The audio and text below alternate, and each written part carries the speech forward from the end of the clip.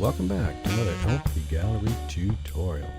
And yes, we are talking about Windows 10 Photo App. Now, Windows 10 Photo App is Windows 10 default photo viewer and editor. Now, unless you've changed that to another program or another photo editing program has changed the default, this will be the default program you use. Now, you could use it as a file browser like you see here. I'm browsing to a very specific folder that has all the images I need, but you'd also use it through File Explorer. So if it's your default photo editor and viewer, you can just double click and that will open up in Windows Photo. So you can use it as a one-off where you just don't want to create a collection, you don't want to browse through a bunch, you just want to touch up the odd picture here and there, you can just do it through File Explorer. But here, I've used it as a browser. Now, I restricted it to a folder. If you don't restrict it and you allow it to go look through all your photos, then what it will try to do is it'll try to organize them into albums and collections. And when it does that, it just does a generic organization. Usually they're not very useful, they're very random, kind of like what your phone does. So I find it more useful to restrict it to very specific folders. And in my case, if I'm going to be editing photos, I'm going to take a collection of photos, put them in a very specific folder, isolate them from the rest, and direct it to that specific folder. That way it's not going to start creating arbitrary albums, and it's a much smaller collection, easier to handle. Now, of course, you can turn your album feature off by going to your settings. There is a settings there that allows you to turn off the create album feature, but I still prefer to restrict the browser approach to this program to a very specific folder, and that's what I've done here. Now, our goal here, of course, is to touch up and enhance photos. So we're going to do that over a series of videos. In this first video, I'm just going to give you an overview of the touch-up tools and how they work. You need to know how they work. They're pretty basic, but they do a fairly good job. Now, this program will do a pretty good job if you want to enhance photos for, let's say, social media. You want to touch them up, put up on social media, maybe make some 4x6 prints done, or maybe you want to add photos to your own brochures that you're printing on your desktop printer. It's a pretty good program for that. It has all the basic photo editing tools that you need for that. Now, if you're going to do commercial work, so you're going to need a program like Photoshop or something similar that has many more tools, better designed to enhancing photographs for a more high-end printing. But for basic work, this program will be quite adequate, especially since we're going to show you some really neat tips and tricks that will help you enhance your photographs very easily and make them look fantastic. Okay, so let's get started. Okay, so let's start off with some basic cropping. So I'm going to take this image here, I'm going to click, it's going to open up, and you can see I got my finger in there. That's not very good. I want to crop my finger out. So we have some tools here. We have the edit and create, and you can see we have the crop tool. Now you can do that through here, you can go through here. And now if you click this, it'll take you to the edit anyways. So you can either go this way or just click on the edit. So we'll just click up here, and it takes you right to the edit. And here we are in crop and rotate. So I've got my big finger there and I got to get rid of it. So here's your aspect ratio. So it reads my picture, it knows it's a 4:3, which is one of the standards of using a digital camera. Now I can change the aspect ratio. I can go to, let's say, widescreen, it'll do that. I can go by 3:2, it'll do that. So there's different ways to change this. Now what I want to do is just crop out my finger there. Now if I go back to 4:3, and I want to crop it out, I'm going to grab one of these circles. We have 4 circles in each corner, and I'm going to drag it up. And you can see what it does. It restricts the aspect ratio. The height to width is locked. So it's not quite what I want, because if I get my finger out of there, I'm not getting much of the picture in there. So what I really want is a custom. So I'm going to click back here. I'm going to go to custom, and I'm going to stretch it back down. And what I'm going to do is just stretch it to the side like this. Okay, get my big finger out of there. And we get something like that. So sometimes you got to just choose a custom and do it. Okay. So of course this is not going to really fit anything. So if I were to get a 4:6 print, it's probably not going to fit perfectly on the print. Some parts of it might be cut off. So that's the only problem when you go to custom and you want to get, like, say, prints made, that they may not fit exactly the way you expect. Okay. I'm going to just click on filters. And when I do that, it crops the image. Now, once you've cropped it, you're taken to the edit view. So we have our 3 tabs again. We have our crop rotate, we have filters, and we have our adjustments. So by default, it goes to filters once you've cropped it. So the filter section is broken up in 2 parts. We have to choose a filter. They're kind of special effects filters. I found most of them to be pretty useless. They really don't do all that much. They don't really enhance a picture that much. They're mostly trying to be like artistic, and in my view, they kind of fail at that. So if I just randomly click on these, you can see what they're doing. So I don't find these to be very useful at all. Now, the only good thing I think about these things is sometimes when I'm working on a photograph and I'm trying to decide which direction I work with, sometimes looking at these filters can give me an idea. So for example, this one here called Sauna, it shows the grass as being a little lighter. I kind of like that. If I go back to the original, which is right here, you can see the grass is darker. So by clicking there, I might consider making the grass a little bit lighter. So sometimes when I click on these filters, I get an idea of a nice direction. So in this one here called Sahara, we have more midtones, less contrast, and you can see more of the grass. So again, I might think maybe I want to make the grass stand out more. So that's about the only useful thing I've seen of these filters, is that sometimes they can take you in a direction. And of course, you can also take the filter intensity down. So let's say I go to this one, kind of dark, detail in the grass, but too dark. So I can take the filter intensity down, and if I take it all the way to the left, it actually removes the filter. So if I go all the way to the right, it enhances it. So you might look at these and just get some ideas of which direction to go when you want to adjust your photographs. So again, I don't find these to be all that useful, but they do help a little bit when trying to figure out the direction. Okay, so I'm going to go back here. So back to the original. So none of these really worked out for me. So what I'm going to do is an auto enhance. Now, about 75% of the time, the auto enhance does a pretty good job. What it's going to do is use contrast and shadows and highlights. It's going to apply them at once, and then it's going to also sharpen the picture. So sometimes it sharpens the picture a little too much. So let's see what it does here. Now all I have to do is click and lighten the picture and apply a little bit of detail to it. Now you're going to be seeing this little picture here that has a slider bar. Now I don't want to confuse this slider with the other sliders we're going to be using. So something like this I'm going to refer to as a ramp. It's quite often when you're working with color, they call the sliders ramps. So we're going to refer this to a ramp. And you can see that I've got this enhanced photo right here. And to me, it's a little too light. I think it's sharpened it a little too much. So I'm going to put my mouse here on the slider bar. I'm going to drag it down a bit. If I take it all the way to the left, it removes everything. So I just want a little bit of enhancement, not too much. If I take it the other way, it overcompensates. So I'm going to take it down maybe about like that. I think that looks pretty good. Again, so you have adjusters on these ramps, so don't be afraid to use them. Okay, so I think that looks pretty good. Now we're going to go to the next step. Okay, so we go to the next tab. That's called the adjustments. We click here, and this is where we're going to spend most of our time.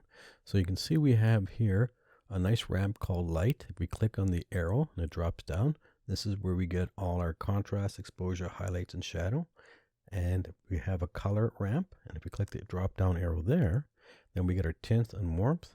Then we have a clarity slider, and we have this one here, the vignette. We're not going to use it all. It's just more of a gimmicky thing. Don't really care for it, so I'm not going to bother using it. Then we have the red eye button and the spot fix button. Okay, so let's get a little close. And what I'm going to do is focus on the color first. Okay, now we have tint and warmth. Now I'm going to take the slider bar, and I'm going to drag it all the way to the left on the tint. And you can see it adds a lot of green. I take the slider, drag it all the way to the right, and you can see it adds a lot of magenta. So what tint is opposite colors. So in an RGB color space, which is what your monitor uses, green and magenta are opposite colors. They're complementary colors. So in this program, they're called tint. So I'm going to take it back to the beginning. Now in warmth, if I take it all the way over to the left, we get blue, which is not very warm. And if I take it all the way over to the yellow, we get a lot of warmth added to the picture. So blue and yellow, again, are complementary colors in an RGB color space. So I'm going to reset that. Okay. Very unlikely that you're going to be using lots of blue in any photograph.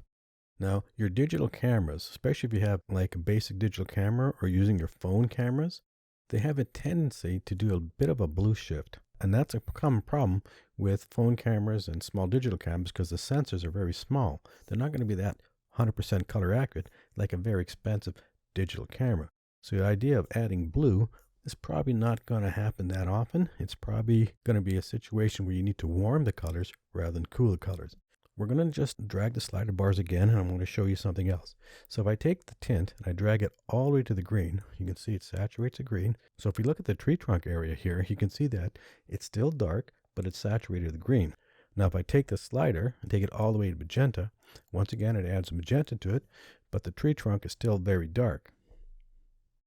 Now what happens if I do that with the blue? So if I take the blue all the way over, you can see that blue is so strong, so overpowering, that it's taken all the black and turned it into blue.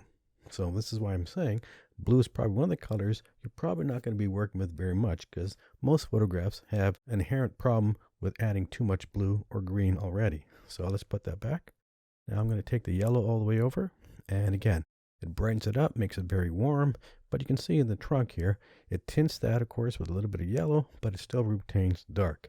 So once again, probably the color blue is something you're not going to use very much. You're probably going to have a problem where you actually want to warm the colors up rather than cooling the colors. Now I can tell by looking at this picture that it has a bit of a blue-green color cast. It's not as warm as it could be. Now, if you're not sure if your picture has a blue-green color cast, what you need to do is warm it up. So this is your first big tip. If you warm it up a bit and then reset it, you'll be able to see that blue-green cast really dramatically. So what I'm going to do is go to my tint. I'm going to take it to the magenta. I'm going to take it to about 50%. I don't need to do very much, about 50%, and it adds a lot of magenta. I'm going to take my warmth, the yellow, and take that to about 50%. So I've overwarmed it, lots of magenta, lots of yellow, and it's a little too bright, okay? Now watch what happens when I go to the reset it back. So if I click the reset, it goes back. Now you can see that it has a color cast. So that is one of the easiest way to tell if a picture has a color cast. Just take your magenta yellow, take it up to about 50%, and look at it, reset it, and if it has a blue or green color cast, you will notice it very easily. So let me do that again. I'll take to about 50%. Now again, it doesn't really matter what number, but you want to go about 50 or higher. So it really saturated with the warm colors. Okay, so a little too warm. So we're going to reset it. And we go back, and sure enough, you can see the blue-green color cast. Now let's talk about this color adjustment ramp. Now it's designed to either saturate or desaturate the colors. So if I take the slider bar all the way to the right, it saturates the picture with color. If I grab the slider bar and I take it all the way to the left, it desaturates. So you can go left to right or anywhere in between. Now I'm going to drag it all the way over. How saturated and colorful the picture is totally dependent on the positioning of the tint and warm slider. So if I take these sliders, which are set in the middle, take them all the way over, you can see that they're far more saturated with yellow and magenta color. If I take this down to the center, you can see that it desaturates. Okay. So again, how saturated the colors are and how much the colors are saturated into the image are totally dependent on the warmth and tint sliders. So I'm going to reset this, and we're back to that. Okay, let's give you two more tips. Now we know that this picture has too much yellow-green tint into them, and we need to warm it up. So we need to use the opposite. So we need a little magenta, a little bit of yellow. But how much magenta and how much yellow? Well, we don't have a white point slider on this, and we don't have any way to find neutral gray. But we can do this kind of manually. So how do we do it manually? Well, the thing is to try to find something that's supposed to be like a neutral color. So if we had nice big fluffy clouds up in the sky, well, they would be your neutral color. So as you shift with the magenta and yellow, you would look at the clouds. If you had a little too much yellow, then you went too far. If you had a little too much magenta, then you went too far. So that would help you in shifting your colors. Now, we don't have any clouds in the sky, so what can we find? Well, if we look down here, we can see there's a little house, and it's clearly supposed to be white. So we can zoom into that house, so we can start applying the yellow and then the magenta one at a time, just to the point before they take those tint colors in. Okay, so that's what we're going to do. Now, the next thing is the zoom. Now, I want to zoom into this house. Now, a lot of people working with the photo app don't realize that where you position your pointer is where you will zoom in. So if I were to position my pointer right here, the top left, and I scroll my wheel, that's my zoom slider, if I scroll that, I will go to the top. Okay, so if I were to point to the bottom right, I will go to the bottom right. And if I was to point at the house, I will now go to the house. So where you position your mouse, that's where the zoom will follow. Okay, and you can still move it around up or down and left to right. Okay, so it looks pretty good. I'm going to get a little closer. So the first thing I'm going to do is apply a little bit of yellow. So I'm going to take the warmth slider right here, and I'm going to go way overboard like this, way too much yellow. So it does help if you oversaturate and then pull it back. Okay, so now I'm going to pull it back until the white looks more white and not so yellow. So maybe about 30. I think it looks pretty good. So it looks fairly neutral white. Okay, now I do the same magenta. So I'm going to drag it all the way over, oversaturate, take it back until magenta no longer shows up there, and maybe about the same thing, maybe a little less, maybe about 25.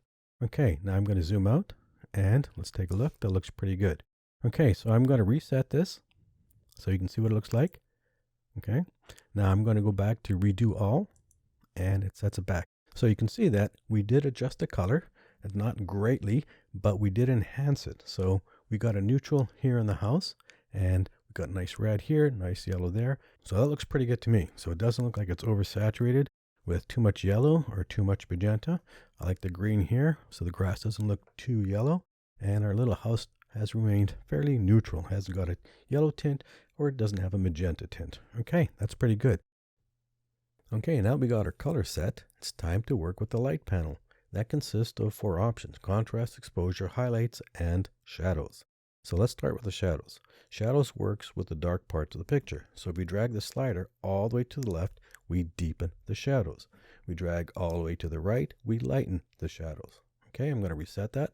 Highlights is reverse. It works with the lighter parts of the picture. So we drag all the way to the left, we deepen the light parts. So you can see with the sky and with the yellow leaves, they've gotten much darker. Now if we take the highlights all the way to the right, we lighten those lighter parts. So you can see with the sky and the yellow leaves, we've lost the details in them. They're almost gone. They're too light and there's no detail. They're almost blown out. So you got to be careful with the highlights. So let's reset that. Now let's jump up to contrast. Now if you take contrast all the way over to the right, what we do is we force it on the dark and light areas, and we lose the middle tone areas. The middle tone areas is where all the detail is. So you can see, like for example, in the bark of the tree here, we don't see any of the bark because it's all gone to pretty well black or a very dark color. So you have to be careful with the contrast. Now if you take the contrast all the way over to the left, you get the reverse. We don't get very deep blacks, we don't get very bright whites, but we get a lot of middle tones. So you can see a lot of the bark here. It's very clear, very definable. We can see lots of the grass here, very clear, very definable. But we don't get strong blacks, we don't get bright whites. So we get a kind of a dull picture, but we do get the detail. So let me reset that. Now you can think of exposure kind of like putting a spotlight on a picture. So if I take this and I drag it all the way over to the right, it's like putting a spotlight on a picture. You're holding a photograph, you put a spotlight, well, it blows out everything, and all that remains are the darker parts of the picture. So that's all you see here. So even the darker parts aren't very dark because it's like having a spotlight right on top of them. Now if we take the slider bar and drag it all the way over to the other end, you can see you don't get a very bright picture. It's very much like you took that spotlight, you moved it away from the picture, and you're sitting in a dark room, and you can hardly see the picture. So that's what happens with that. So think of exposure kind of like a light. Either the light's on the picture and it blows it out, or it's off the picture and we can't really see anything. So it's almost like looking at this picture in a dark room. Okay, so exposure is very strong. So when you're using the exposure slider, you got to be very careful with it. It's a very powerful tool. Now the next thing to talk about is this slider ramp. This slider ramp is tied very closely to the highlight and shadows. So right now if I grab it, you can see I can make the image very light or I can make it very dark. Okay. Now if I take the highlight and shadow sliders and take them all the way to the edge and grab the slider right here, you can see that it's not doing anything. Okay. Now if I take one of these and take it to the other edge and drag the ramp slider, again, it's not doing anything. So this ramp slider is tied very much to the highlights and shadows. Now, even if I play with exposure and contrast, if I take this, okay, so I increase exposure, it goes very light, but if I drag the slider bar, it's not doing anything. Okay, so again, this slider ramp is tied very much to the highlight and shadows. Now, if I move these tabs away from the edges, just slightly, the slider ramp will work, but very slightly. So you can see it's hardly doing anything, but it is doing something. Okay, so let me take the contrast down a bit. And let's do that again. So it's doing something. And again, very slightly. Okay, so if I move the highlight and shadows away from the edges, then the slider ramp will have more of an effect. You can see that. Okay.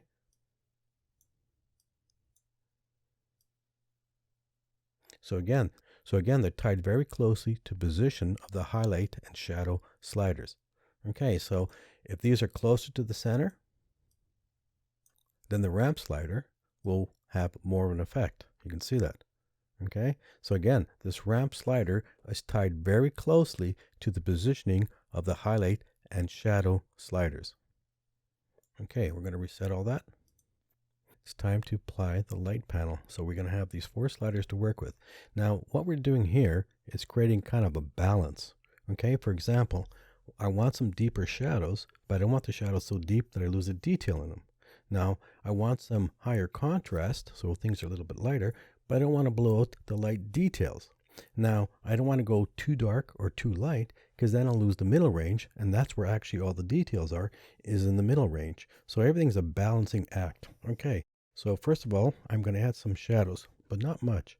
So I'm going to drag to the left, maybe about a -20. It's good enough. So I've got slightly deeper shadows, but I can still see the detail in them. Now, this bottom part here, if I didn't think this bottom part with all the grass and leaves was important, I should crop that out. But I think it's important. So that's why I don't want to lose the detail in them. Okay, it's important.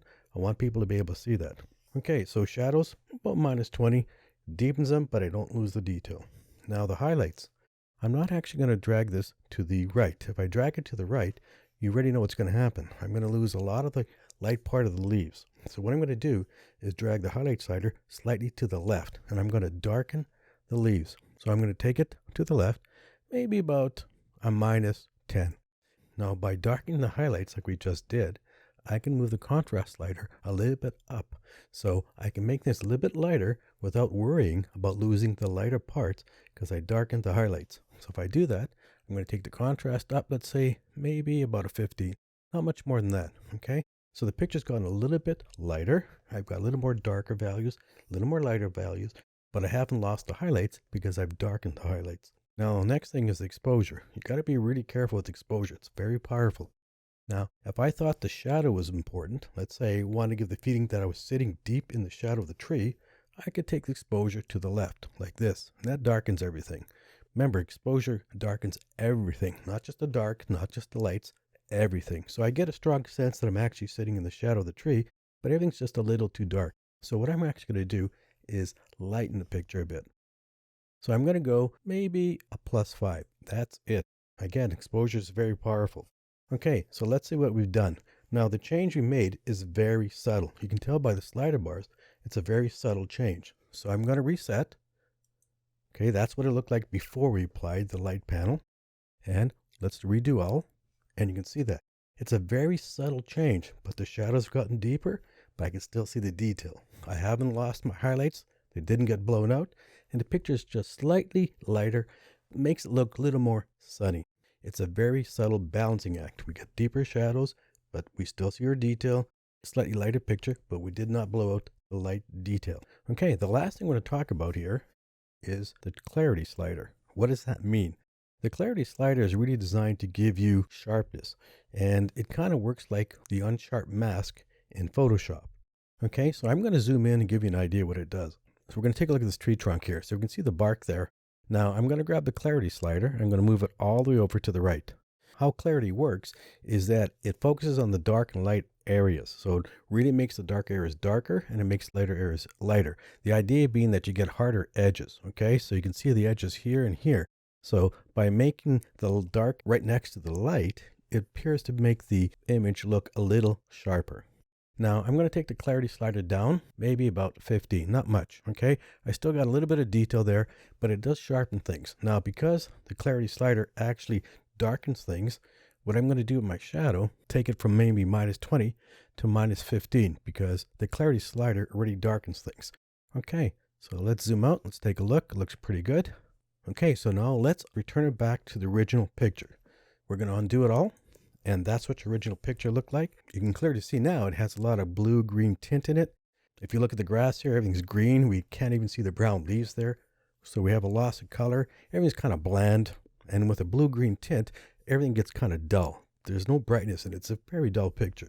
So let's redo everything and we get that. Okay, so we get really nice contrast on there. We got a nice bright picture. We got some nice deep shadows, but we see detail in everything. So that's how Windows 10 Photo App works. And you can see it's fairly easy. And in the next couple of videos, we're going to continue to work with it. So we're going to enhance our pictures. We're also going to show you how to remove a color cast. And we're even going to use the red eye and the spot fix to show you how they work. Okay, so I hope you enjoyed this video. Thank you for watching. And I hope you stay tuned for the next couple of videos.